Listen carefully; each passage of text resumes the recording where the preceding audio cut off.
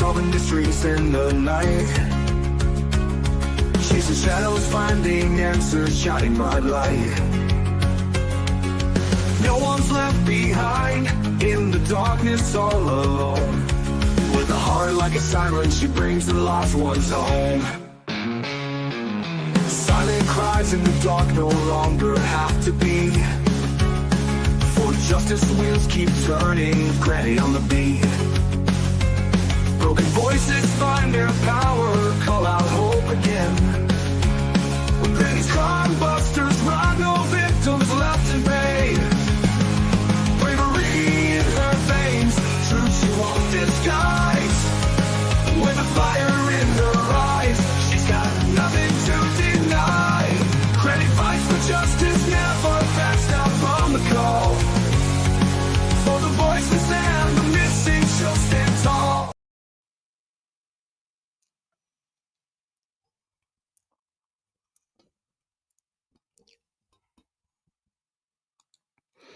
Hello, hello, everybody. How is everybody doing today? Hello, Ginger. Good to see you. Time just got away from me today. Hello, Robin. Good to see you. So we are continuing our statement analysis on the Sebastian Rogers case, the first interview with Chris and Katie, right? That interview told us so much more, and we're learning more, right? Then, because if you think about it, all of the other interviews after the fact, they added things to it. In other words, in my opinion, trying to cover themselves, right? It just doesn't make any sense. Hello, Chemistry Queen. Good to see you. Welcome in. But let's go ahead and just get started. Share my screen. And we're going to pick up where we left off last night.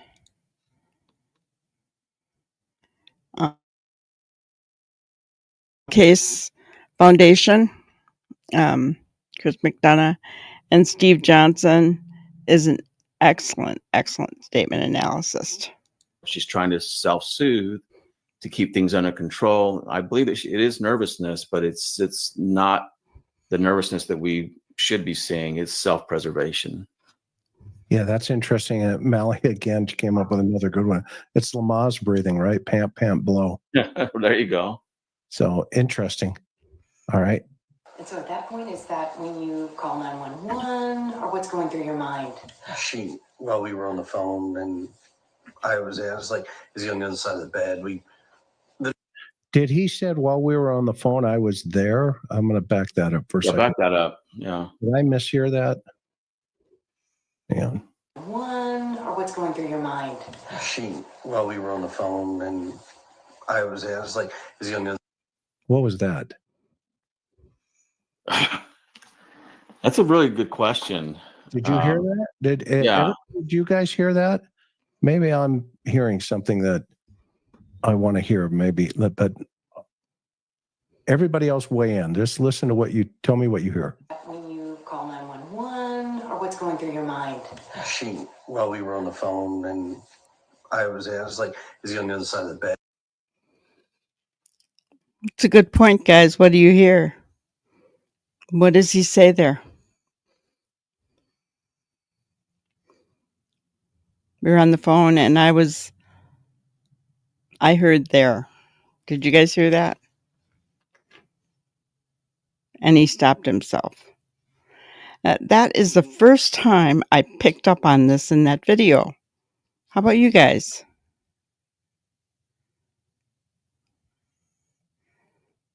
I heard. I was there. And Chris heard it first. I think Steve thought he heard it, and they're trying to make sure that that's what they heard. That's what I heard, guys. I don't know about you. And the normal places he may be. And I can't make that one out for sure. Can't make it out. Yeah. So, yeah, he wasn't. So I was like, okay, well, hold on a minute. And immediately after that, we called the sheriff's department. And See, immediately after that, and now he joins the conversation, meaning he joins the event. right. Yeah, that we is very strong, just like you said. He's in it. But interesting that he only puts himself in it after Sebastian is missing. Before that, she was in it. He kind of left her on her own, and now he's in it. And he said after that, we immediately called 911. And that word immediately is not necessary to say. Nobody would have thought to ask. We typically don't think to ask, did you immediately call? Because this is a missing 15-year-old autistic kid who, I mean, there's real reasons to be concerned that he's missing. Nobody would have thought to ask, did you immediately call? But They're right. Nobody would have thought to ask that because, guys, if you had a missing child, even if it is an autistic child or a disabled child, anything, wouldn't you? I mean, I think before I called the police, I'd be going around my neighborhood first. At first, of course, you check your house, but and the grounds around your house. But then I think I'd be going to the neighborhood. I maybe would have drove up to the school, all that stuff. I think I would have. So I don't think it's abnormal not to immediately call 911 in a missing persons case, right? Because you're going to look for them first, in my opinion. What do you guys think? Hello, K9.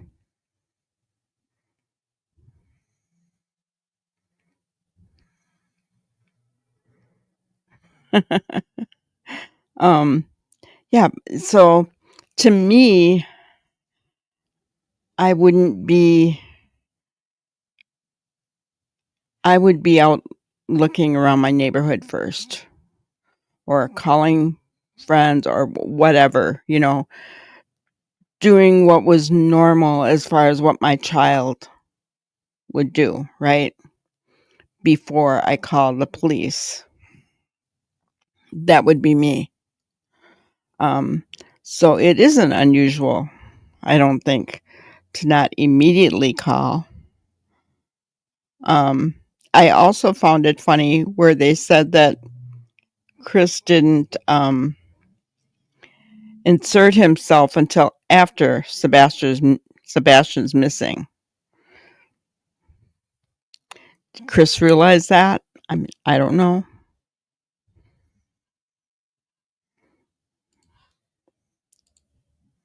But he put that in there, and it's an emphasis on, look, we did exactly what we're supposed to do. We're following the rules. We're doing what we're supposed to do. And I don't like it, actually. for me, that unnecessary, the use of that unnecessary word is a convincer. It's a convincing statement in and of itself that they did what they were supposed to do. And who portrays himself as good people that are doing what they're supposed to do? Typically as people that have done something that they shouldn't be doing, because the people that are de facto innocent and the actual good people don't have a need to rehab themselves, to bolster themselves, to make themselves appear better. They don't use a lot of unnecessary words like that. So that in and of itself, I know it's one little word, but added to everything else, it's I'm stacking things here, and it's just one more thing in the stack. So yeah, I mean, this is in the 3 minute, within 3 minutes, this is part of that 3 minute call. Within 3 minutes, okay, minute 4, starts, and this is the conversation, and this is how he's describing that, because he takes over from her description of that 3-minute call. He does. Hey, one more thing. Yep. Sorry about that, but I wanted to be sure. One thing that struck me about this was mom says within 3 minutes, well, she said, yeah, I took a second. Now she mimicked what the interviewer said to her. Did you take a second? Or I don't remember exactly what the interview said, but she goes, yeah, I took a second and I looked around and then I don't remember her exact words, but within 3 minutes, she's on the phone with CP. Well, CP's not there. And so what would we expect mom to be doing at that point? Would we expect her to call him? How is he going to help? What would you be doing? You'd be on the phone with who? His friends, his biological dad. Is he over at your house? Running to the neighbors. Did Sebastian come over here? Looking outside. Is he outside for whatever reason? Did he go to the garage?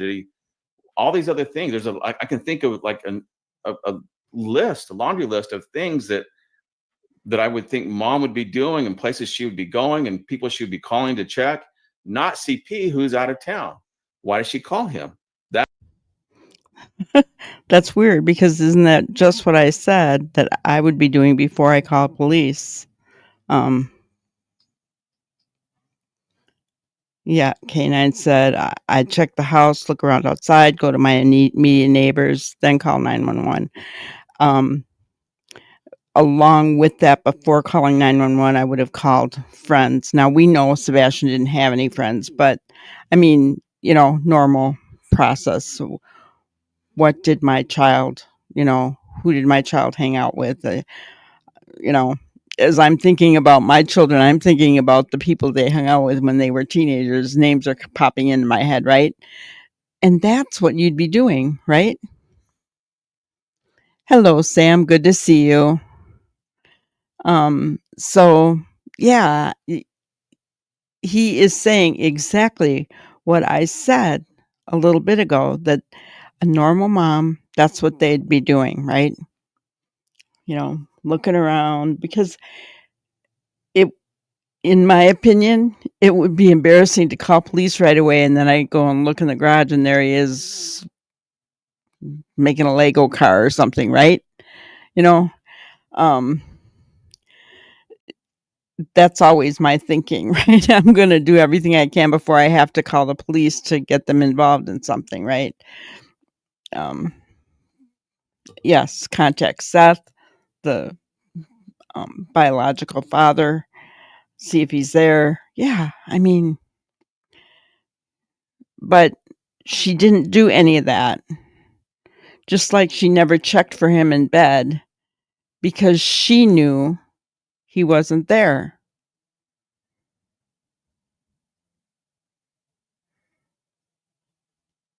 See, that's your experience. You did what a normal mom would do, K9, right? You did exactly what a normal mom would do. Exactly. That's a good example for us, K9. Yeah.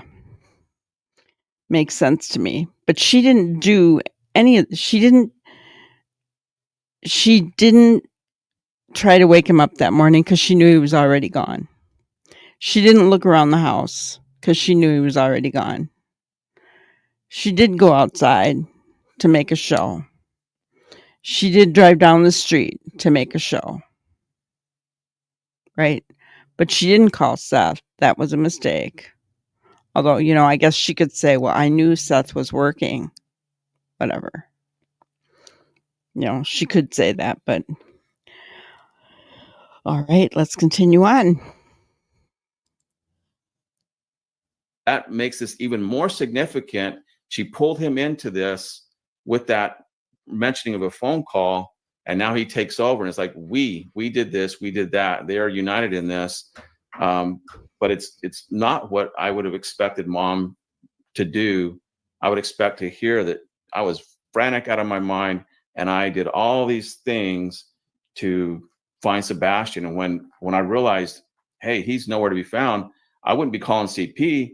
I'd be calling the police. Can you get me some help here to find my son? And I know, Chris, if something happened to, one of our grandkids or kids when we were younger, I know my wife would be doing she'd expect me to be doing things, but she would be taking all these measures herself. And then she would be on the phone calling 911. My child is gone. I could be standing right there. And she would still say, my child, my daughter, my son, whatever is missing. And she would take ownership of it. And just assuming I'm there, but you see what I'm saying? Biological mother, there's a real strength there. And I'm just not getting that sense from her. Yeah. And you know That what was else, good. to dovetail on your thought there? I hate to say this, but it sounds almost like an overlay of what Candace regurgitated. That immediately I called Don. Yeah. Yeah. And in this, Summer was gone. I called Don. Well, the day I heard that was like a huge red flag for me. It was like, well, wait a minute, your husband's out of town, Don. He happens to be out of town. Okay, in this conversation that we're having here, right? Yeah. It just happens to be that both men are out of town the day their children go missing, and in this case, stepson. And yet the stories are extremely similar.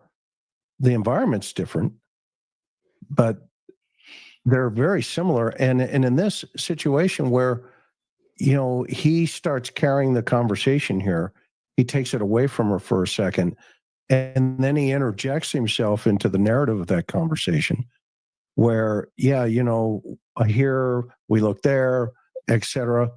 And I would love to get this tape enhanced to see if he did, put himself into that search mode with her. But most parents, to your point, mothers specifically, they're going to pick up the phone, call 911. My son's missing. Yeah. I need your help. My son's missing. Okay, well, hang on for a minute. No, hang on. I got to call my husband. Just a second. No, stay on the line, ma'am. Stay on the line. Okay, we have people are en route. I'm going to back this up one more time. There's the mom. Is that when you call 911 or what's going through your mind? While we were on the phone, and I was like, is he on the other side of the bed? See it now when you listen to it again. It sounded like as I was there. Was that I was there on the phone? Was is he present? I don't know. I'm just thinking outside the box here. Places he may be in the house, and he wasn't. So I was like, okay, well, hold on a minute, and immediately after that, we called the sheriff's department and made the report. I ran all over the house, outside, inside. Called the sheriff's department and made the report. I looked in every closet. Within minutes, they were here. They responded within minutes, and here we go. So you said you were on the phone. Here we go. Chris, Talk this about connect. this dovetails back into what. Okay, before they get into the here we go statement, because that is a huge statement, I did want to bring up something that Sam said, which is really a good point. I'd keep going over what I did, not let someone else jump in to say what I did. Good point, Sam. Right? Chris kept jumping in to say what they did. And his statement, I was there.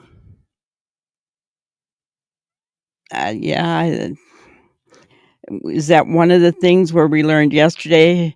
His brain is saying, yes, you were there. And he didn't mean to say it.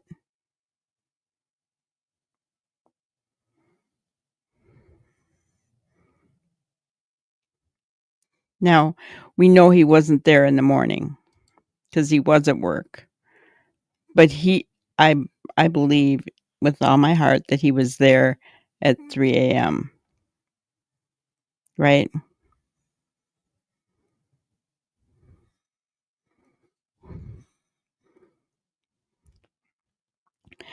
Called the sheriff before she went out looking. Has that been confirmed? Because I know that on the 911 call, she was out looking while she was on the phone with the sheriff. So they said that she was on the phone, but she was not at home. She was driving up by the school or something. They actually said that on the 911 call. So, I don't, was she already gone when Chris placed wasn't a 911 call to the sheriff, right?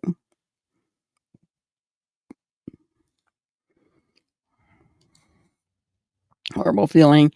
Yeah. My 4-year-old, um, started walking down the street with her stroller, her baby inside, and I didn't know it. I ran inside to answer the phone and came back out, and I couldn't see her anywhere. It's an awful feeling, awful feeling.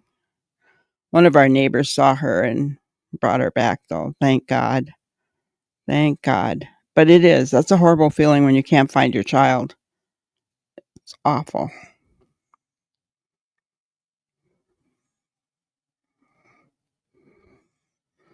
But, yeah, let's continue on because now they're going to get into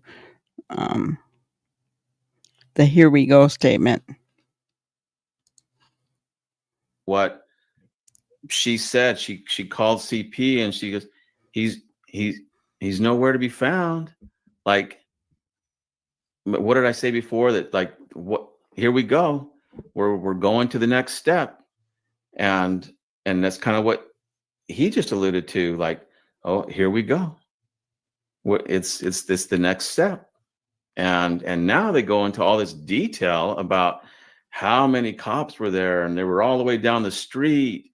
But yet, where was that detail when it came to what she did to find Sebastian?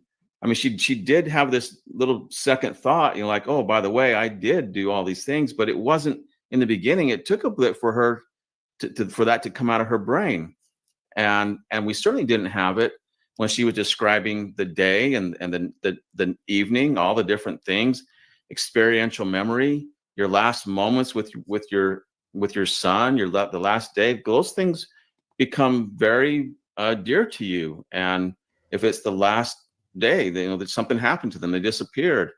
You remember those last moments more so than the normal day. And so I'm not hearing it.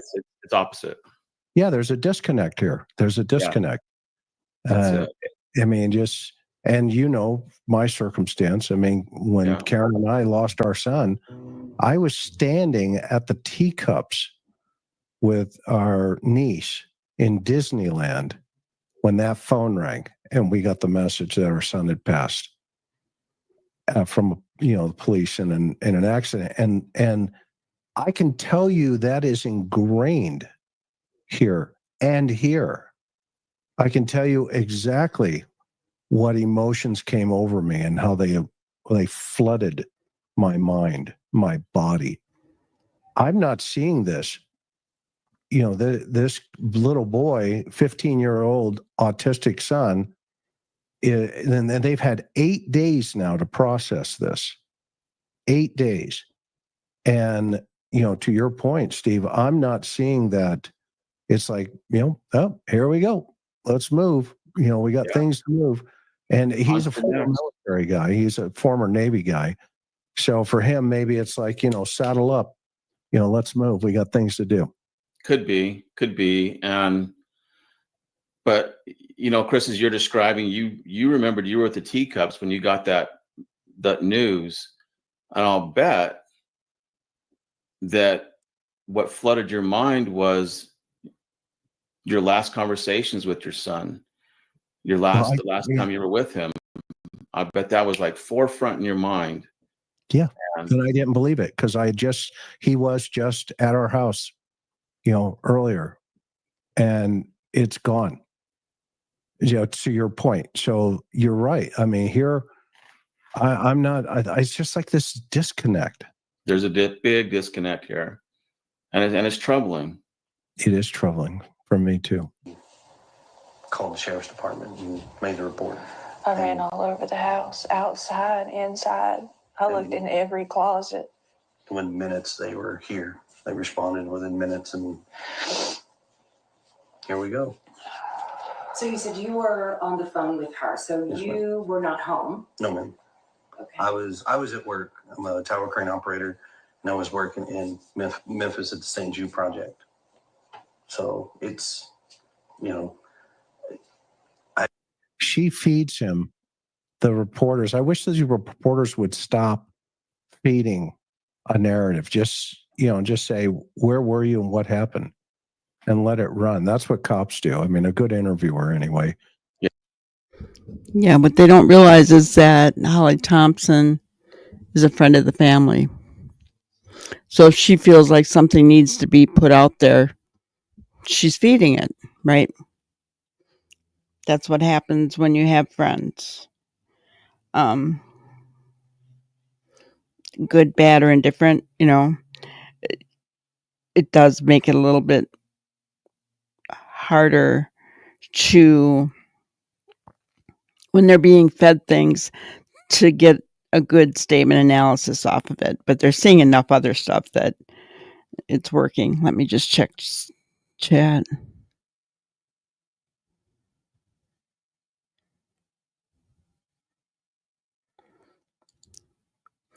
But she could have come across him down the road. Plus, he said he told her to look in the other side of the bed, and then he said, so he phoned the sheriff's office. Yeah. Inquiring minds, right, Factory Girl? Be a fly on the wall there. I wonder who that was, right? Be interesting to know.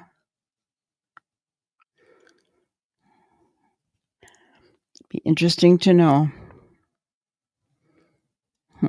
Okay. Let's continue on. The here we go, to me, it's part of their script. Now they're going to move on to the next part, right? Here we go. Okay, now, now we're going to go into trying to find him. Because now we told everything, and we looked everywhere. We called the police, and now it's going to be in their hands to find him. Kind of, you know what I'm saying? It's the next step for them. Yeah. Because he dovetailed right into that conversation. Yeah. They need to. Yeah, he sure did. And that happens way too often. I wish more people would take training like my classes or similar, and learn to ask the right questions that will elicit the information that's very usable. I have an earpiece in that talks to my phone. I have another earpiece in that does the radios. So when she was talking to me, I was like, what? I was confused.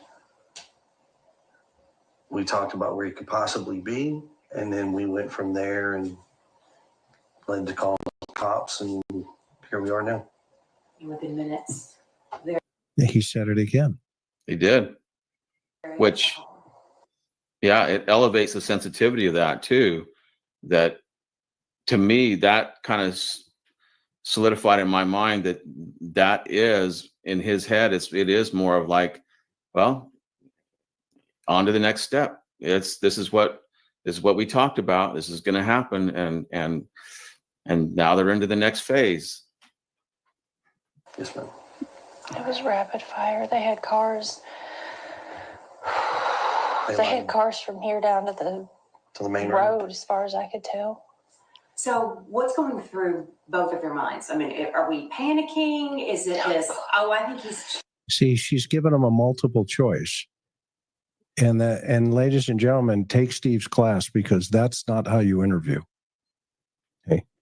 This is a news interview, but this is not a law enforcement interview. So I would be real curious what they told law enforcement 8 days earlier. I guarantee you they're not going to line up. For sure. Wow. Probably at a neighbor's house, or what are you thinking? My son doesn't run. He's not a runner. He's never run away before. You're right, Katie. He didn't run, did he? How did he get out of your house? He didn't run. He's not a runaway. How did he get out of the house? Right?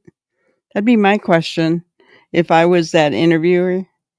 Okay, he's no runner. I get that. How did he get out of the house?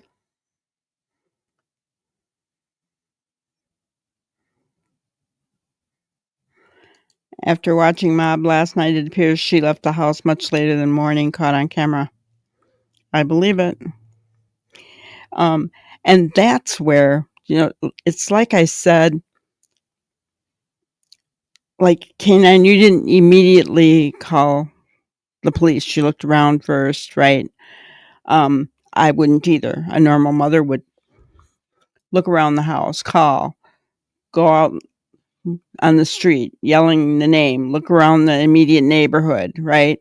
I would call friends. You didn't, then you called police, right? And, so for me, not calling the police right away, not a big deal. But they said they did. It comes down to what did they say they did? Because we now know. She said she called Chris within 3 minutes. If she was up at 6 o'clock, that would have been 6:03. Her time doesn't match up. They did not call the sheriff's department until 6:33. And then there was another call in between there somewhere. So what they're saying does not match up. It's kind of like what Chris said. He would bet that what they told police 8 days ago doesn't match up with what they're saying on this interview. Guys, you don't think the police aren't watching that?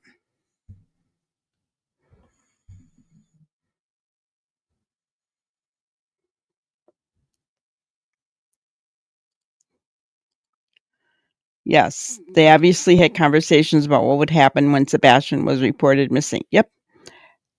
Next up. They probably had it written down, guys.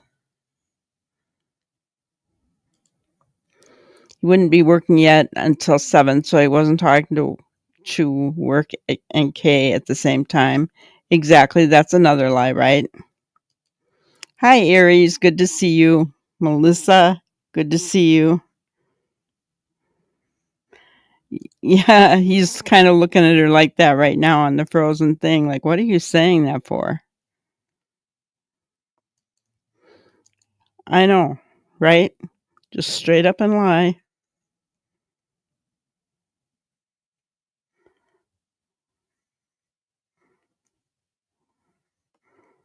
Self-preservation makes a great liar. Yeah. Didn't run away. My son's not a runner. Chris is probably looking at her like, what are you doing?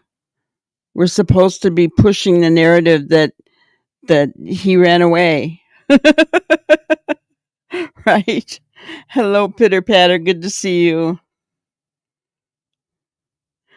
He's probably like, what the heck are you doing? Because, yes, Katie, he's not a runner. He didn't run away. Even Seth said that. He didn't run away. So, where did you take him? At 3 a.m. in the morning, where did you take him? When your lights were on, where'd you take him? Flashlights were going. Car pulls up. Where did you take him?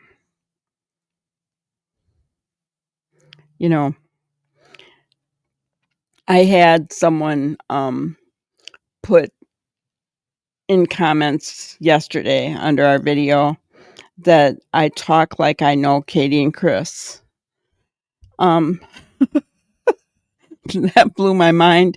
But I got to tell you guys, we've been watching this case for a year, right?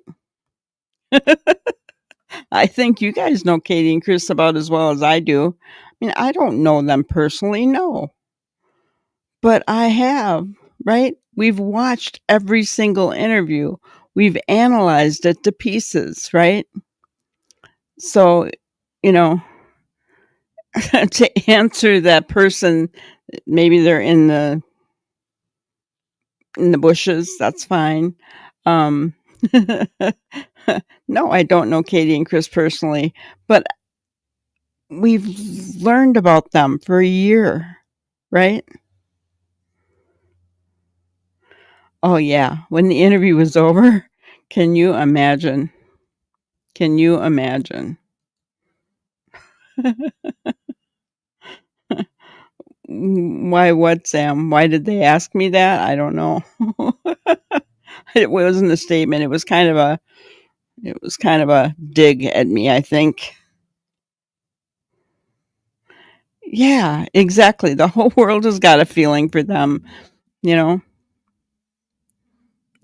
And yeah, don't we all know people? I think I can think of at least one person.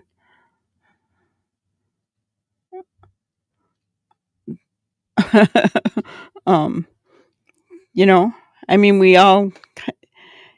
Yeah, you don't spend a year on a case and not begin to know how people are reacting and how they're going to react and what they're going to say, and I mean, you just aren't.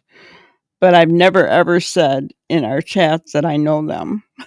So I don't want people to think that I do, because I don't. I don't know them or Seth. Right? Don't know either one.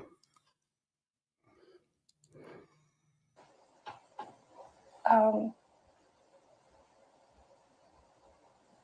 don't know why. I don't know why he walked out that door. I mean, he's a good Well, kid. Hold up, Chris. Let's talk about that just for a second. I know we got a lot to cover here, but she asked him specific. She asked the reporter asked specifically something to the effect of, "What's going through your mind? Are you thinking he's at a neighbor's house?" I mean, she offered that possibility to the parents, and what did mom go to? She went to him being a runner. Well, she said, "My son's not a runner," but I'm wondering why, out of all the possibilities, are you going to, he's not a runner? And then she says he's never run away before. There, in her, it tells me in her mind, there's no other possibility other than that he ran away. And it's again very similar to Summer Wells. They had their narrative. They had this. They already, and Summer Wells' parents knew what happened, that somebody came up on their property and took her. Ding, And ding, Chris, ding. you and I, from all our investigations, we know that there's, in a case like this, you don't know. You don't know if did Sebastian walk out? Did his dad come and get him? Was he lured out by someone else? Did possibly did he get internet access that we didn't know about? Did he, a friend? Did he go to a friend from school? There's so many possibilities, but yet they're not getting off that. And so she says, "I don't know why he walked out that door." So she's telling us that's the only possibility, that he walked out that door. There's nothing else on the table. That's the only possibility. And it's just, again, incongruent. It shouldn't be that way. It's not what we expect. Yeah, totally agree. Totally agree. DLR, right? Does not look right. Right. Or sound right. So far. He's not a mischievous child by any means. But there's answers to questions that have no answers, or questions with no answers right now that we are searching for desperately. And We just Is don't. there anything that happened that day that you think back and there might have been a reason he was possibly upset or something outside that could have enticed him to go outside? Was there anything that came to mind? We've been combing over that day and even the weeks before he left, and I hadn't been able to figure it out. He's that morning he was laughing, he was joking. Everyone we were around that Hang on. We have been combing over that day and even the weeks before. Statement analysis, guys. Just picked up on something here. We all thought it was premeditated, did we not? We have been combing over that day and even the weeks before. What does that say to you?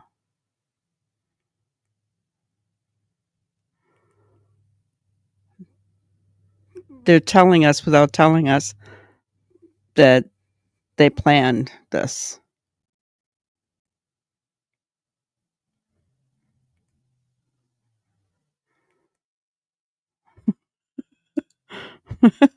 That's awful. I shouldn't be laughing, but it's you're laughing, so I guess I'll laugh with you.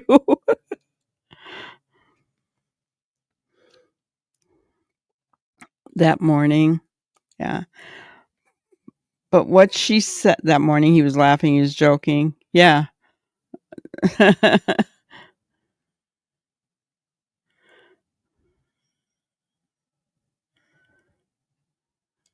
Yeah.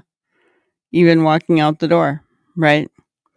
There, guys, what Steve said, and I encourage you, if you didn't see part 1 last night, go there. Because when Steve talked about how the brain knows the truth, it's your experiential memory. And when you're trying to tell a lie, sometimes your statements get mixed up and it comes out without you realizing it, right? We combed over that day and even weeks before. They were telling us without telling us. They planned this.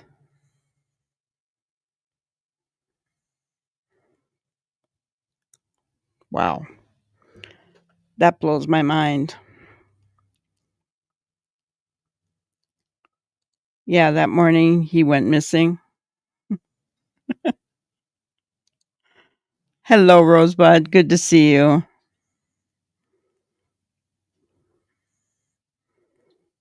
Tell me law enforcement is questioning them about the weeks before. Well, guys, the emails came out from them wanting to put him in a home. I mean, guys, I think law enforcement has a pretty good picture of what these two were up to. That's my opinion. Yeah. What happened in the last few weeks that you would have had to comb over? Why were you combing over? Because you were planning this for the last couple weeks. That's my opinion. Comb over. When you comb your hair over, you're covering something, right? That's right. That's right. Just like the bulldoze statement, right? Covering something up. Oh, now that I'm understanding this better, I'm just so disheartened for Sebastian, guys.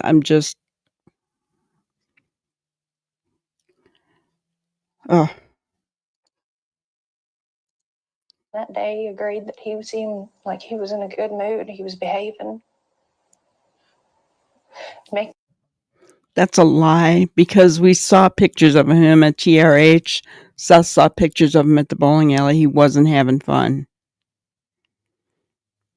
So that's an outright lie. More sense if we'd been fighting.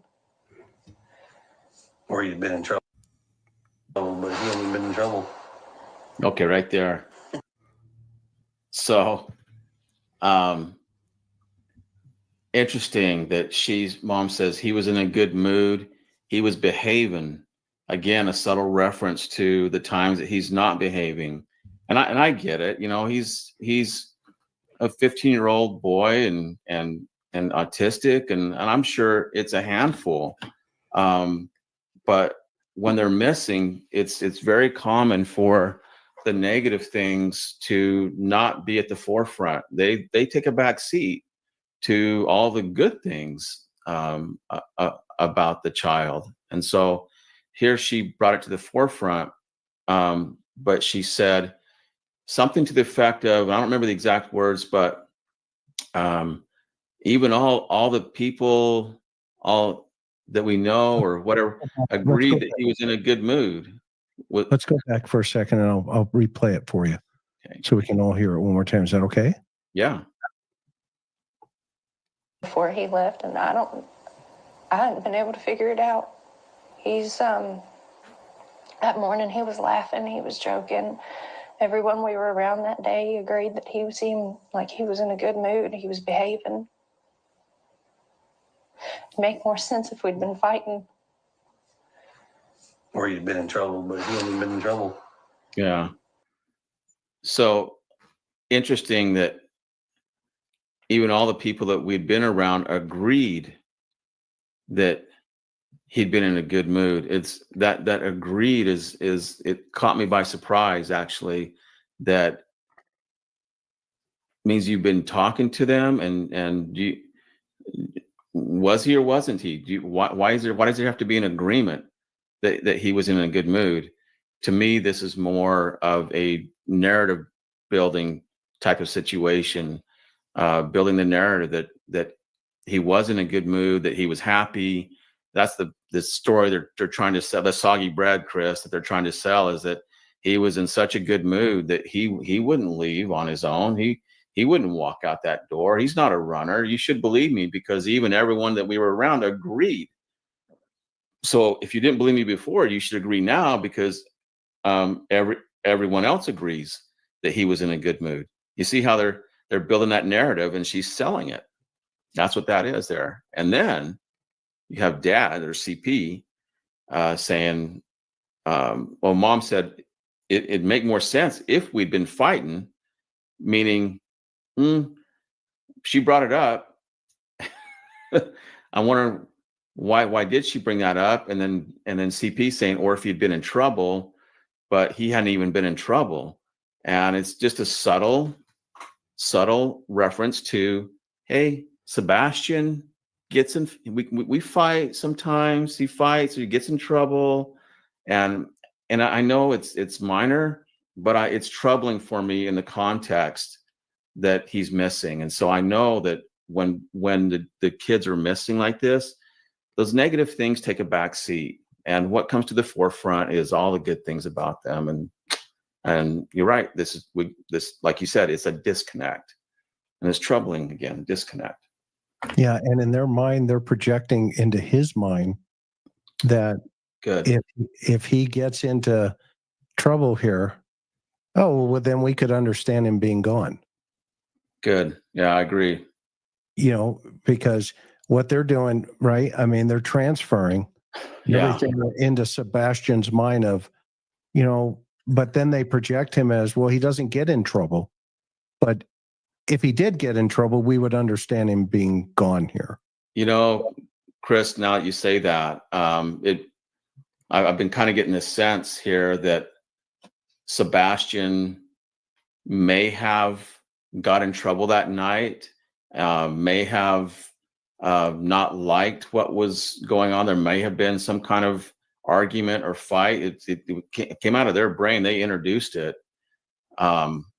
And so that may have been the catalyst for Sebastian. If he walked out that door on his own, or they put him out the door, then it's a form of justification. And those that have guilty knowledge have to have more times than not, need to justify it.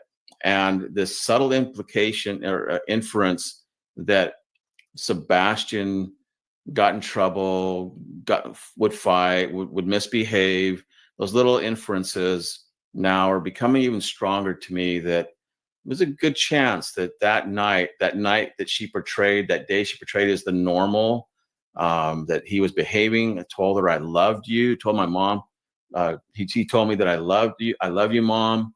I'm thinking that it's probably, I mean, I'm not 100% there, Chris, but I'm pretty close, that it was probably just the opposite that night. And there was probably an argument and something that didn't go well. So I still don't know. Did Sebastian walk out on his own? Was he put out? Was he taken out? You know, I don't know. I can't say that, but I'm not liking what I'm hearing here. Well, guys, I'm thinking of Chris sitting there in that shirt, right? And we know what's on his arms. So did Chris and Katie get in a fight? And Sebastian was trying to defend his mom, went after Chris. I don't know, right? We don't know.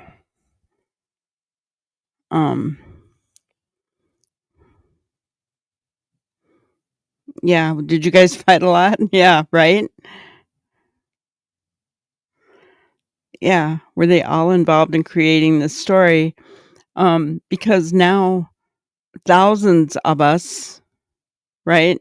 Thousands of us know that he wasn't in a good mood, right?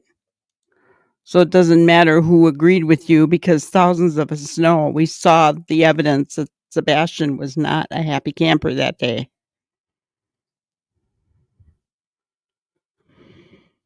Yeah, there was a definite disconnect at the TRH too. So did it happen the night before? Yeah. She's been fighting with him.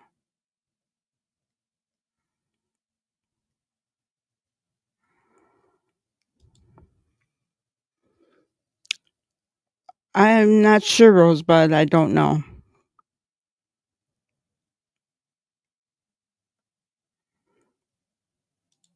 Because there's a car and nobody. I think that's the biggest thing. They want Sebastian. Honestly, my opinion is that Sebastian is alive out there, and they're afraid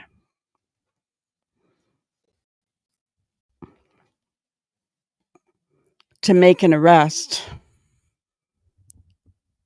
They're trying to keep Sebastian safe. That's my opinion. I could be all wrong, right? It's just my thoughts, my opinion, guys. But I'm with Steve on the fact that I don't like what I'm hearing here either. And immediately my eyes went right to Chris's arms here, which we can't see real good in this picture, but we know what was on his arms, don't we?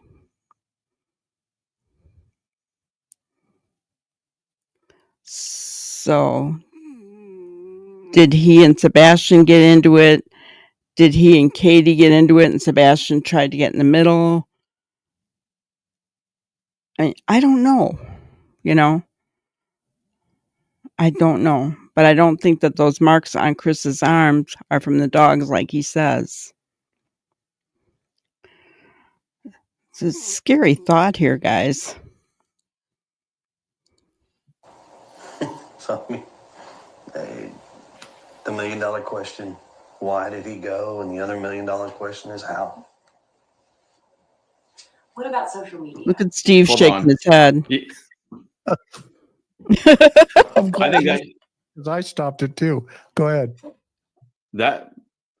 that might have been, should have been your tagline for this show, the $1 million question. What, as I heard that, I thought, well, the $1 million question is, where is he? where is he? But dad's $1 million question, or CP's $1 million questions are justification questions. Well, why? Why did he go? And how did he go? In his mind, there's no question of where is he? That really is the $1 million question, but Because not Chris to knows him. where he is. It's how can we justify this? That's the $1 million question. Yeah, and the shrug, it's like, yeah, Yeah, done. yeah, okay. I mean, here we are. After the 3-minute call. Right. You know, here we are. Now they're 8 days into, well, that's the big question. Here we go. I don't like it. Yeah, same. Is there anything that, Wow. anyone he could have contacted? I understand he was somewhat of a gamer, or what was he? There was a video game he loved, right? Minecraft. He loves Minecraft. The game that he has is not online. He has the Switch. Okay, guys, tell me if I'm wrong. Tell me if I'm wrong. But doesn't the Switch still go online?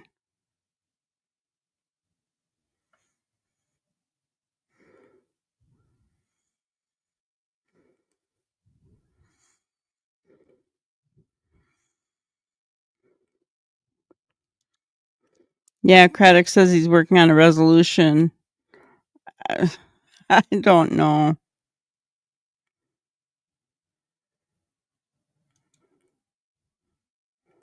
Fingernail gouges from behind, like trying to pull them off. Yeah. Yeah.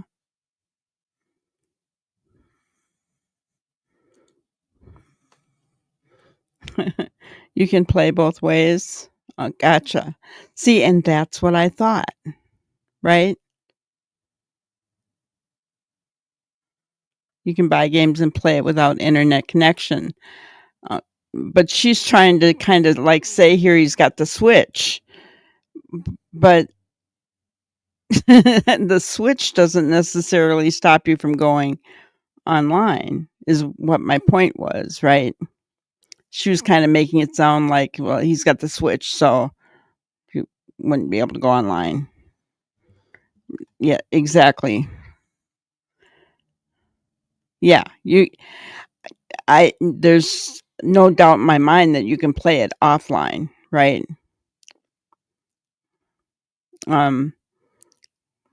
Maybe she doesn't know enough about gaming.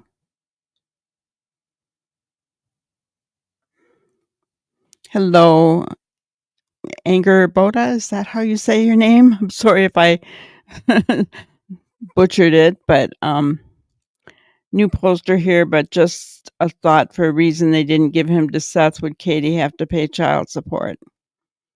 Well, they had an agreement that neither one of them were going to pay child support. So I doubt if Seth would ask for child support, since they didn't ask for child support, right? So I don't think Seth would do that. Seth would have just wanted his son. He wouldn't have cared, right?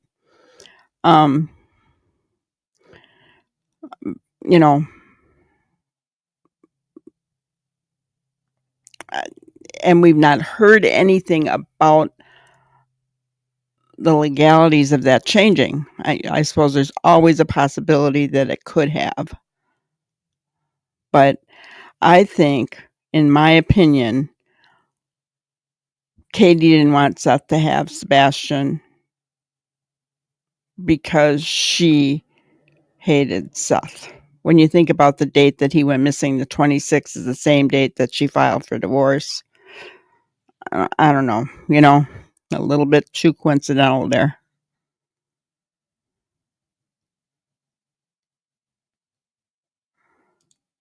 Yeah. He would need the password to get hooked up to their modem. Yep.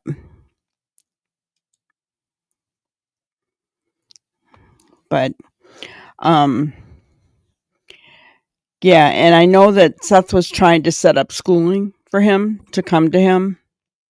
And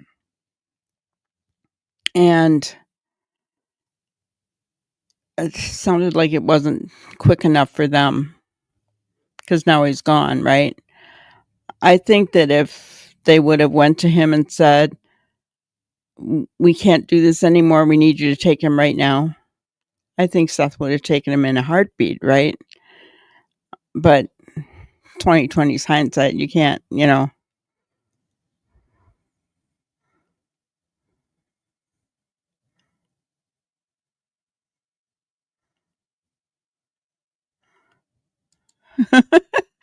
you have to pay if you're in the clink? I think it builds up. I'm trying to remember. I worked for the child support office for a while. I don't honestly remember. It was too many years ago now. I know that many, many guys had built up big arrears, but I don't remember if when they're in prison, if it builds up or not. I don't know.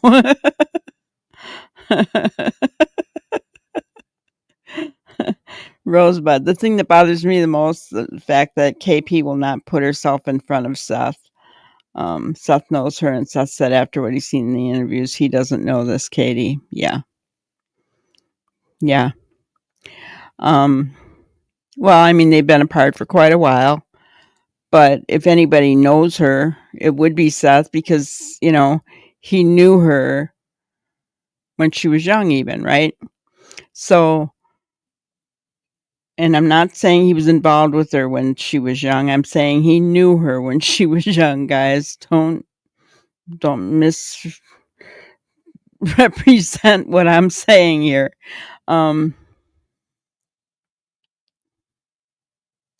Yeah, Seth would have taken him behind many what ifs. Right. I mean, but I think bottom line, Chris was the one talking to Seth about Sebastian going to live with Seth. I don't think Katie was on board with it at all. That's my opinion. I could be totally wrong, but I don't think Katie was on board with it. And the more that I'm learning about this case and about these two, it really seems like Katie is the one calling the shots on everything. Just my opinion. It seems like she's the one calling the shots. So, I never thought about that in the beginning. I really thought that he was, because of his personality, I thought he was the big man of the house, right? But I honestly think that Katie is, which makes sense if you think about it, because he's a mama's boy. So he'd probably want a woman that controls him. That he's probably attracted to that, right? And she was his sergeant or whatever in the Navy. She was over him in the Navy, whatever her rank was. So I think he's attracted to that.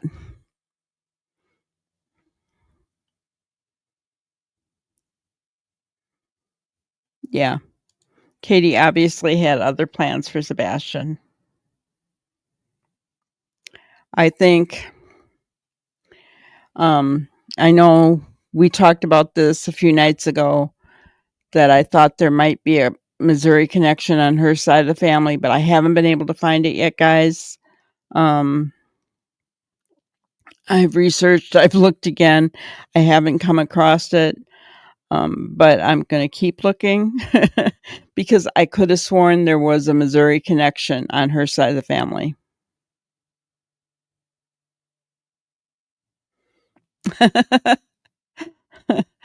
That's why I said before, Chris could just sit there and go, yeah, that's a ticket, like on that SNL skit. Yeah, exactly.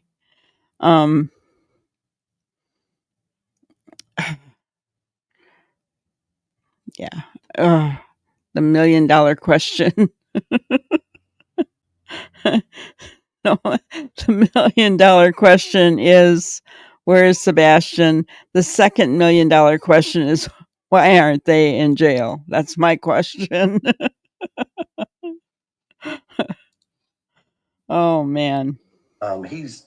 We don't, because of how social media can be, he doesn't have accessibility to communicate with folks On the internet. on internet. I mean, we have a firm belief that we just don't feel that right now that he's capable of having that kind of responsibility.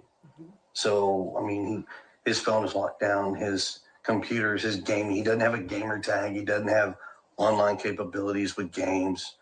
I mean, We've combed every electronic. I mean, we've cooperated with all the authorities as far as anything they've asked us to provide, we've provided. That's an interesting statement.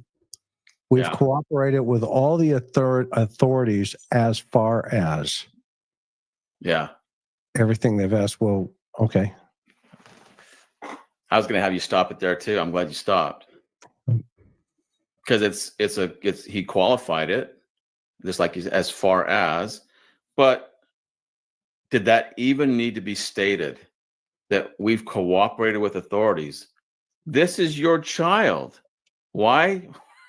We all assume that you're cooperating. That only begs the question, what are you hiding?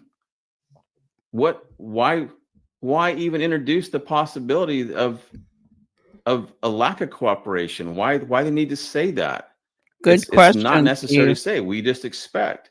What You're are you Of course hiding? you're cooperating. No one would have thought to ask. And now we're asking, wait a minute. That's a head scratcher.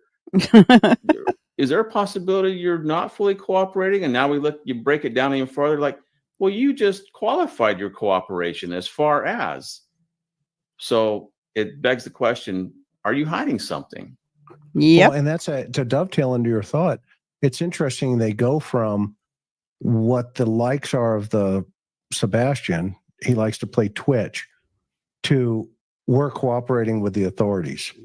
I mean, it's almost like this, he jumped into a different train track immediately to tell everybody, well, we've let them have access to all of the information in their, our computers and his computer, et cetera, et cetera. But what's interesting is the authorities have said that nobody's been cleared. And that unfortunately includes them. And they said that at the 2-month mark. So maybe that's where the concept of as far as has a little more weight and a little more power. Maybe there's other things that there hasn't been a lot of help with. I don't know. I mean, I'm just right. I mean, you've been in this situation 100 times where we've talked to folks that have said A, B, C, and D, and it's E, F, and G, and you go, well, Right. I'm not buying that yet. This is actually the fact that he said that is a statement to portray himself in a good light. Why does he need to portray himself in a good light in this situation? Again, that is unexpected, and it's something that we often see in situations where we hear that from people that have some guilty knowledge in the situation. He shouldn't be having to portray himself in a good light. Mom shouldn't have to be portraying herself as a good mom. You see, we're seeing a pattern here, and I think it's going to continue on. I agree. And my thought about them not letting him have any internet access. Okay, so I understand there are predators out there, especially in the gaming world, right? I get that. But we've also heard lately in that 200-some page report that Katie left Sebastian to his own devices, even though she was home with him. She didn't interact with him, right? So it's easier for her not to let him have any internet access rather than letting him have access and sitting there and watching him. or putting parental controls on it, or, you know what I'm saying? It's easier not to let him have any of it than to do your job as a mother, introduce him to it, but watch him. Watch who he's talking to. Watch what he's doing on the internet. Maybe only let him have it supervised. I could understand that. Right? No. Easier to just take it away. Is that why she needs to make herself look good? Is that why Chris needs to make himself look good? Because we know he hit Sebastian with the belt. We also know the neighbor said he sprayed him with a power washer. Those things are powerful. They hurt.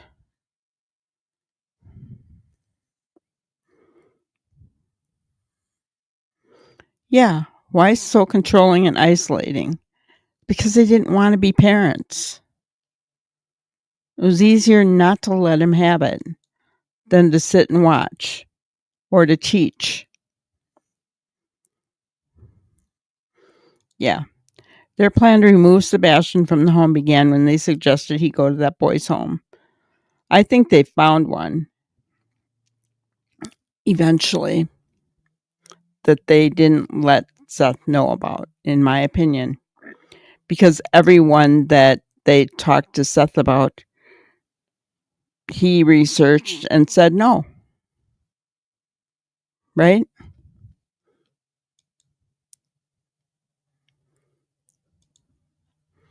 I think the isolation could have been a grooming for when he was sent away. Yeah, that's very possible, huh? Because they're not going to have internet access at boys' homes or things like that. Scary, guys. Really scary. $100 says you clip this and into your classes. I'm not going to take that bet because All right, hang on. Here we go. Still just don't have any answers. Did he have any friends that could have possibly contacted him in some way on his phone? All his friends at school have been questioned to my knowledge, and none of them knew anything. So this big question mark. He's vanished. Yes, ma'am. And no one can figure out where or why. All right. So let's talk too about the relationship involved, because the biological father is very much involved in Sebastian's life as well. Yes, ma'am. He Very is. much. Right? And how would you describe that relationship, the two of them and the four of you? It's relatively good. I mean, we talk regularly. He talks to his son on a regular basis, sees him on a regular basis.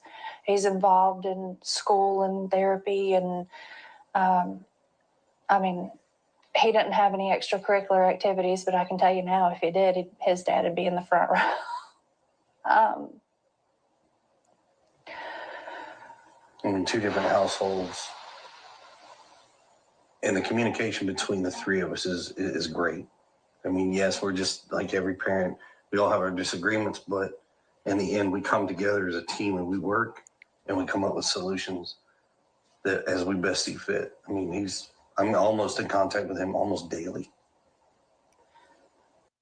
Almost. Is he talking about biological dad or Yeah. Sebastian, the He's biological talking dad? about the father. Yeah. Which is an interesting description there, because he's letting her talk, which is good, right? Because you know, her ex. Yet, you know, he kind of colors in, you know, number 5 on the painting, you know, with blue. Right. Everything's great, you know, use, you know, paint number 5. Everything's perfect. But you know, later on, it just unravels. I mean, the two are ready to strangle one another.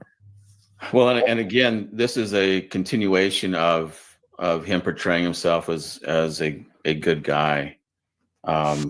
I communicate with him almost daily.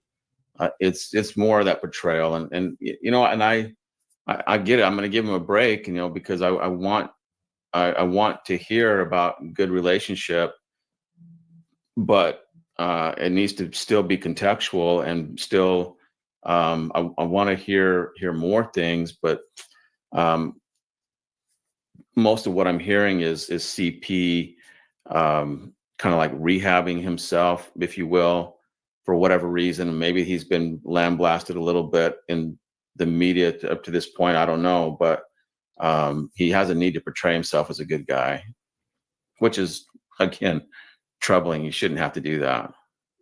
Yeah, the whole clarity of focus, to your point, should be on Sebastian. I mean, what the Right. heck is going on here? There's not this, 8 days later. So, guys, I'm under the impression, because this was the first interview, we hadn't heard Chris in his anger yet, had we? So I don't think he was lambasted yet. They came out of the gate trying to protect themselves, in my opinion.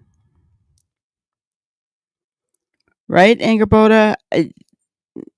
Yeah. After this, they said he didn't have any friends. In this, she said they were all talked to. What is it? Which is it, right?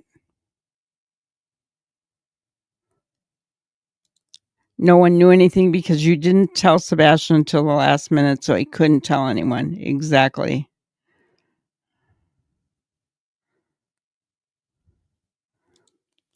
Sebastian got older with his disability. He was going to need more care, more interaction in order for him to become a capable adult. No, I agree with you, Rosebud. They didn't want that job. They did not want that job. And instead, they made it worse. Because what happened? He was regressing.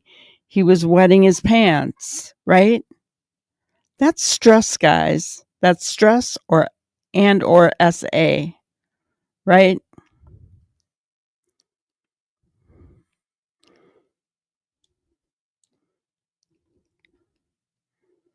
Not the knowledge of the CPS report. Yes. Yeah, and the lies just kept getting worse after this interview. Exactly. They sure did.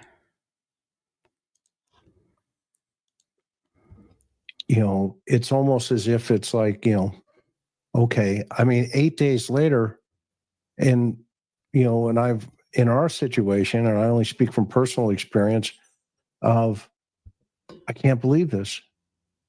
This can't be happening. Right. It's like this fog of life, and here it's like, yeah, all of his friends have been interviewed, nothing. We turned over, blah, blah, blah. I don't know. I love the soggy bread. I'm not buying any soggy bread right now. Right. I think we have a soggy bread emoji too, everybody. Let's talk about Sebastian. And she keeps feeding them a narrative. Yeah. The reporter. I don't know if she's doing it because she's sensing that she's not getting the right information, or if she's doing it to try to save the interview. Nope. Family friend. I don't know. I would love to talk to her about that, but she's definitely feeding them, and she's adding a level of contamination to their answers. But yet, even with that contamination, we're still getting some great information as far as finding out what's going on inside their brain, what's up there. But yeah, in a good interviewer should not be feeding. It's something that law enforcement should never do. I get it a little bit more when it's media and they have to keep things going, make the show, the interview a little sexy, if you will, appealing. And so she's trying to save it, I think. But I get the sense that she's not hearing what she wants to hear from parents of an autistic child that's missing. So Ava says that she lives in the neighborhood. I don't have a confirmation on that, but I believe you, Ava, if that's what you say. That would be also interesting. But here's the good news is they were interviewed by the police long before the reporter. So hopefully they're taking notes. Yeah, for sure. About Sebastian, how would you describe him? Sweet, stubborn.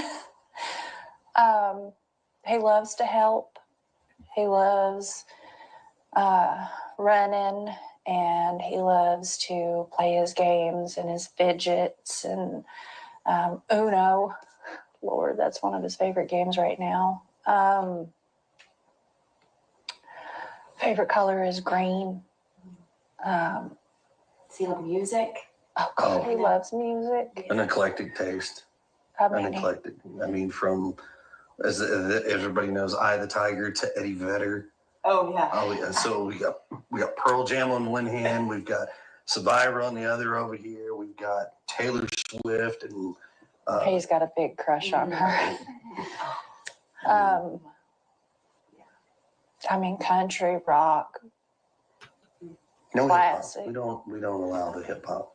Well, he doesn't really get I say into it rap and anyways. things.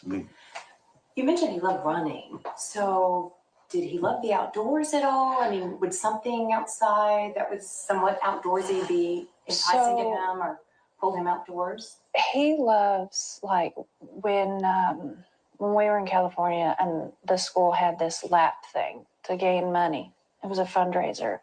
And every year I did this many laps. I did this many laps. I mean, I've got T-shirts where they would write on his back. Every time the kids went around, they'd mark a mark on the back and they'd keep running. And he just had marks all the way across his back. He likes playgrounds. He hates being dirty. He don't like being dirty. Yeah, he's not your tomboy style child where he goes outside and plays in the mud. He loves animals, but he's terrified of bugs. Oh yeah. Wow. Okay. I mean, Yeah. even a fly, and he's like, oh! Let's talk too, because he's highly functioning. I know you all have described him as having a form of autism, He does. but just describe that to our viewers too, as far as his way of thinking of things and maybe how determined he was about certain things or his mindset. He's got a stubborn mindset. If he believes it's this, He gets on a one-man track, and he is just on it, and he is all about it. but I mean, he's very smart. He can play chess. He can beat adults in chess. Wow. So he loves playing games. What about navigation? Like, did he have a sense of direction? Do you think he could have possibly even hitched a ride or gotten a ride on a bus or some sort of transportation? that is a speculation that we don't have an answer for. Just directionally, he knows he could guide you from our house to his dad's house. Yeah. He could get from like this house. I think he can make it up to Culver's ice cream. He can go to Culver's. Oh, the boy loves He a knows malt. where Culver's is because Culver's has malt. Uh-huh. He loves malt, extra malt. Every time, extra malt. Now, how far away does his dad live? Clarksville. His dad lives up by Clarksville. So he could guide someone all the way to Clarksville. Mhm. Mhm. Oh, wow. Okay. So a pretty keen sense of direction, at least with certain things. Familiar routes. Yes. Familiar routes. Okay. Familiar I routes. mean, if I took him another route going He this way, takes he would it. not know it. He goes up there so often that he knows how to get to his daddy's. We know that. His dad works with him as far as, oh, we're going this way, we're going that way, and Mhm. keeps the same thing, and it works out. So Let's talk too, because earlier, Chris, you and I were talking, and you were saying that there are a lot I liked what Chris said. His dad works with him. We're going this way, we're going that way.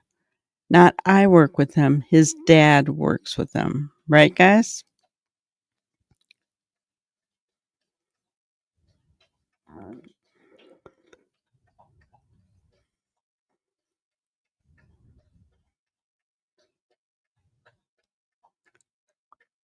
I agree, Anger Buddha. I think they took him out under sleep pills. Yes. So am I, Ginger Girl.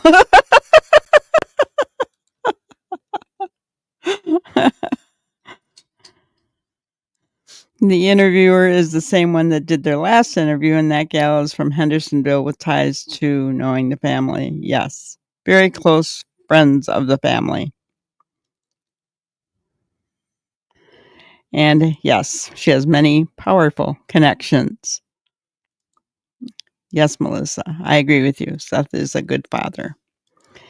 I just had to point out that Chris is the one that said it. His dad is working with him. Not I, not Katie. No, because they didn't want the responsibility of teaching Sebastian anything. They knew he was going on 16 guys. They were going to have to start training him on how to live alone. And I think they were beginning to realize what a big task this was going to be, right? They didn't want it. Katie, in my opinion, is too selfish. It's all about her. That's what I think. No, I don't know her, despite what people say, but yeah. A lot of people who are harassing both of you. What, if any of that, do you want to address? What do you want to say to any of these people? Just that you don't know. And I don't wish you to ever know. I would say it like this. Everybody has an opinion, you know, and it's perfectly okay to have that opinion. Hold on a second. Katie said, you don't know, and I don't wish you to ever know. What does she mean by that, guys?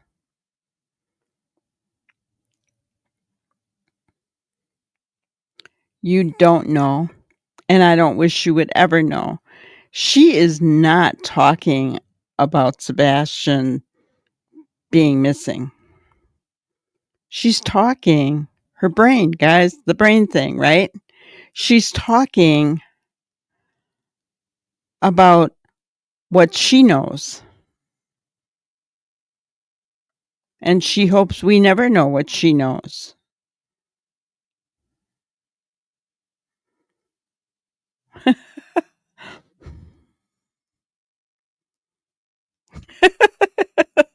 The great minds thing, Ginger. She doesn't want us to know what she knows. That's what she's talking about. She's not talking about Sebastian missing. And she's not talking about what the haters are saying out there. She's not. It's funny. But you're not in this situation. You don't quite understand.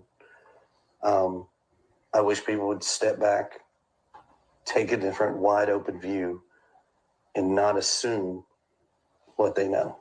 It's just better to stick to the facts. If they have questions, all they have to do is ask. And I pray genuinely that no one ever goes through this. Hey, Chris, that's, I don't know, the fourth or fifth time I think that she said, you know, something to the effect of, I hope or pray that nobody ever has to go through this. And again, we've kind of talked about this before, but it is focus on herself and not Sebastian and what he's going through. So it's just, Amen. that's kind of like, because she keeps repeating it. It's, to me, that is what she has in her head is what is the soggy bread that people are going to buy, the reporter's going to buy. It's going to sell her emotion. And so she keeps repeating it, but it's void of what Sebastian is experiencing. I still haven't heard that. I've heard some things that he's, that he liked, and his music and all the things that he liked, likes, and but not what they're feeling about him at this current time and what he's experiencing at this current time. I still haven't heard any of that, and that's exactly what we should be hearing from, de facto innocent parents.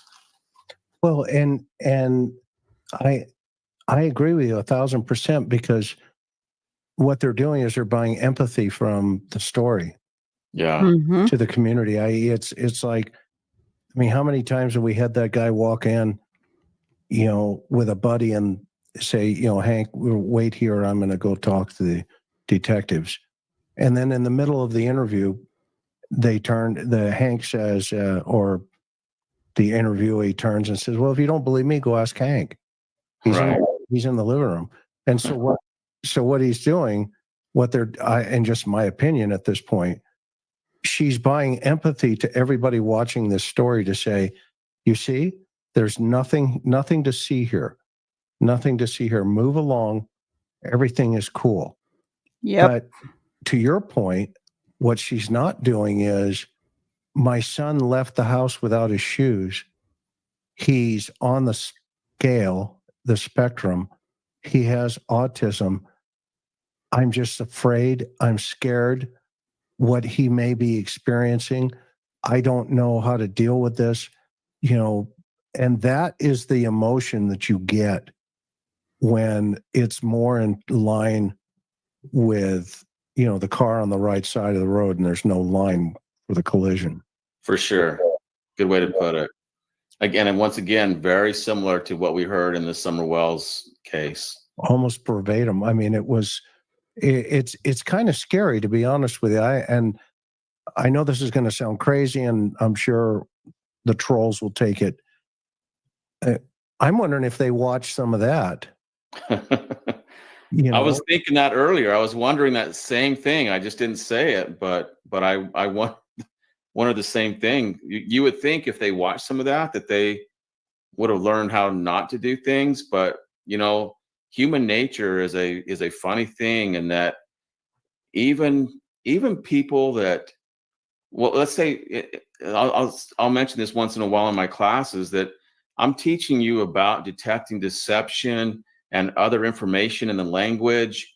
And even those that learn how to detect deception, they can't stop it in themselves. So even someone that's trained, they go out and commit a crime, they some kind of infraction or whatever, and then they're questioned about it, because that human nature is so it's so strong in the way the brain works, that the same thing is going to come out of their mouth. They're going to give away all the same clues of deception. They're going to say all the same things that, and those as the people that they've been studying how to detect deception, you can't stop it. It's just the way that the brain works. And so here we go.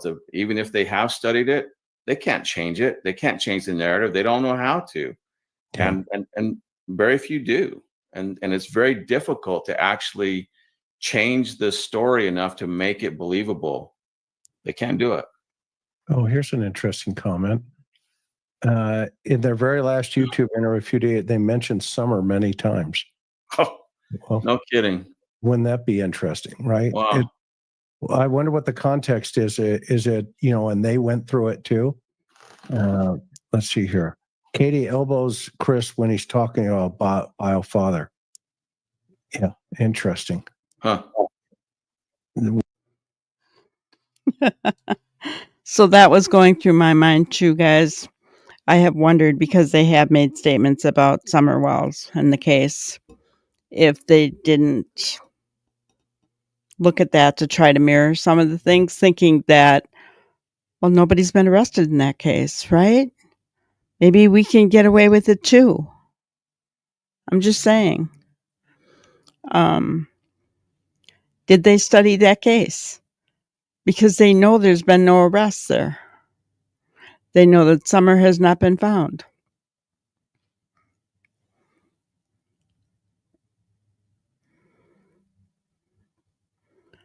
Yeah, that's exactly what I think she was saying. That she hopes we never know what's happened. That's what I think. Totally think. We understand a lot more now. Yes, we do. The whole I think if there's anything that I gleaned from watching Chris and Steve. Ginger says now I have to know what exactly they said about Summer Welch. Yeah, right. Um, I think what I have learned the most about watching this one from Steve mainly is how the brain works. How have you guys ever known someone who is a compulsive liar? They can't help themselves. They just got to tell a lie. And it doesn't really, I mean, they lie just to lie, right? Have you ever known anybody like that? I have a relative like that. And she cannot stop. And no, it's not Brenda Joe, guys. Before you everybody knows that Brenda Joe is my cousin, but no, it's not her. It's a different relative. But guys, I have a lot of relatives. My mom had 10 brothers and sisters, and my dad had 5 brothers and sisters, and they all had children. So think about it. It's a lot of relatives. But seriously, she does this and she doesn't even realize she's doing it half the time. And when she gets called on it, she tries to lie her way out of it. So it does no good to say anything because it's just going to lead to one more right, Melissa? Yeah. And yeah, it just bad, and it's hard to be around those type of people, right? But you can see it. I said all that to say you can see it now. After you've been around them for a while, you can tell when they're doing it because their brain is letting you know that, right? Just like we've questioned some of Chris and Katie's statements. And, you're like, what? You're thinking in your head, it's because their brain is letting you know they're lying. So the next time you think someone's lying, take a closer look at it because they might just be. I'm just saying.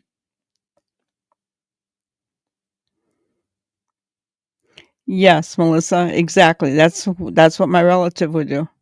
That's not what I said.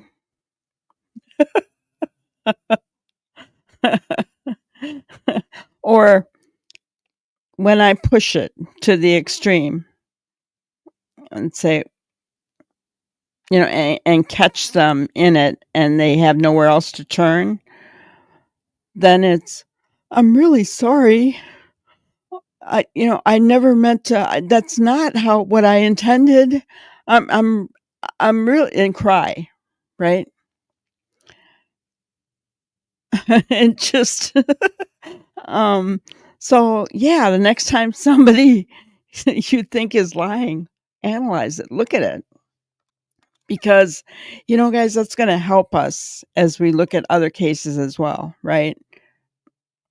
It just really is. It's going to help us. And I think that's the biggest thing that I got out of this. I know we said we were going to do part 2 and I'm not going to do a part 3. I know there's still some left. The link is in the description for the video if you guys want to go and finish watching the rest. I've traveled around the world and never left the house.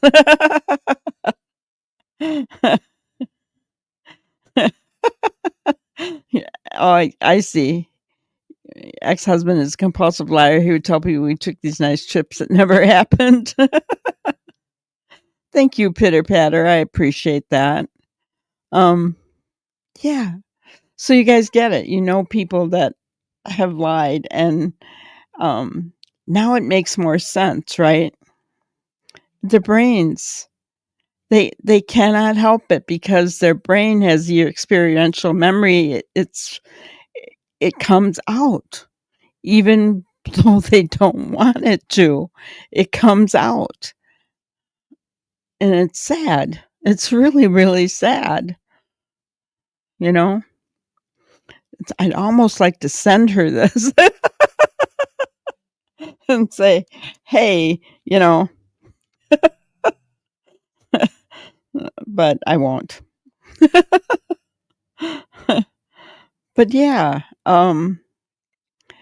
and how clearly, I mean, it was like light bulb moments, right? With Chris and Katie here. The bad thing is, Katie said it. She does not wish any of us to know what happened.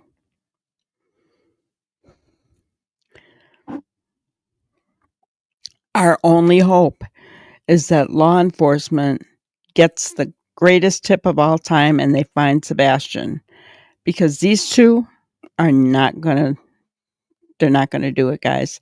I know people have said interrogate them, separate them, what Mike Demand thinks that Chris will talk. I don't know. I don't know.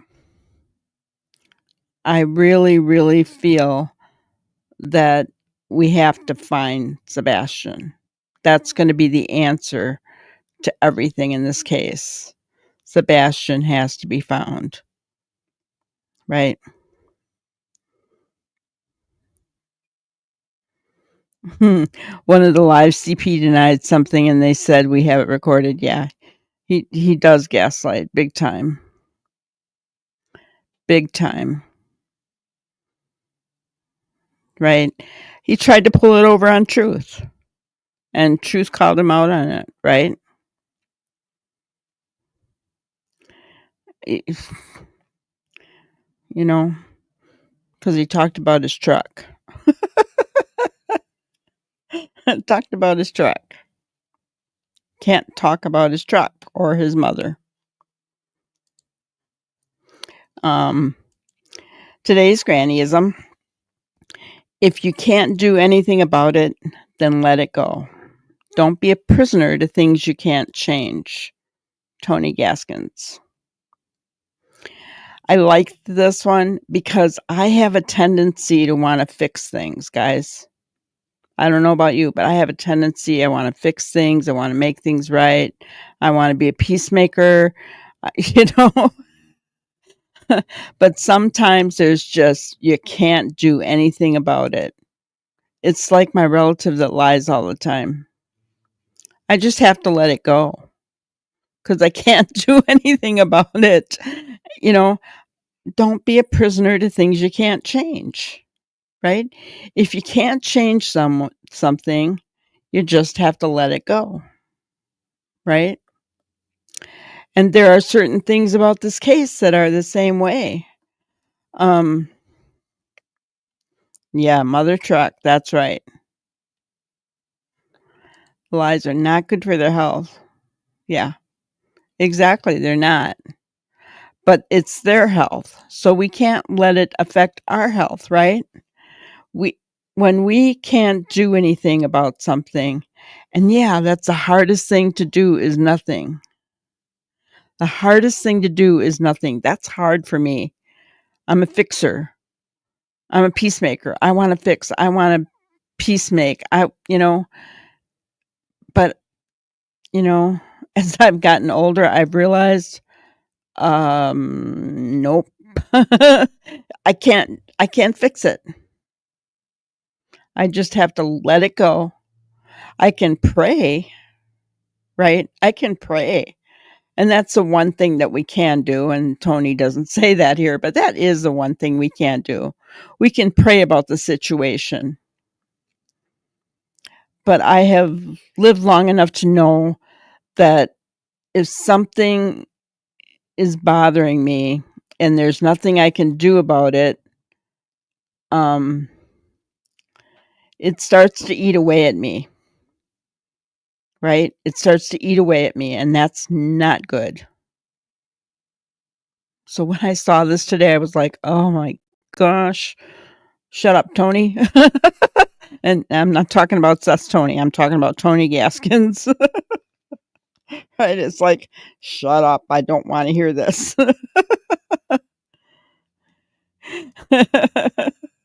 Good one, Granny. I came to this thought of my own today. It is so weird that I came upon it. And when I looked at it, I was like, oh, I don't want to hear this. But I am smart enough to realize when I do need to hear something, right? Guys, I don't like when people aren't getting along, right? I mean, I don't like when there's things that we see that aren't good. Okay? But when there's nothing that I can do about it, gotta let it go and just pray. Gotta let it go and just pray. It's all we can do. So I want to thank you guys for being here tonight. I appreciate each and every one of you so much. My lovely mods, you guys are awesome. And for everybody that contributes in the chat, and for those that are watching in the bushes, thank you. For those who are watching after the fact, thank you. Yes. And let's keep that in prayer. I hope that Sebastian is in a home with a family, that's taking care of him. Like that video the other night, maybe that's letting him wear Lego Ninja onesie pajamas in green because he loves green, he loves Legos, and he loves ninjas, right? I'm praying that he's being taken care of and that he will be found. The serenity prayer. Oh my gosh. Yeah. God grant me the serenity to accept the things we cannot change, the courage to change the things we can, and the wisdom to know the difference. I memorized that. I mean, I memorized that in Al-Anon, but it is so true. And it fits, doesn't it? It really fits. So have a great night, everybody. We'll see you tomorrow. Thank you for watching another episode of Granny's Crime Busters. We really appreciate each and every one of you. Don't forget to subscribe and like and even share the content. You can follow us on any of our other social media platforms at YouTube, Twitter, Instagram, Facebook, and TikTok. We really appreciate you guys, and you can also email us at granniescrimebusters@gmail.com. Thank you so much, and we will see you on the next one. Thanks, guys.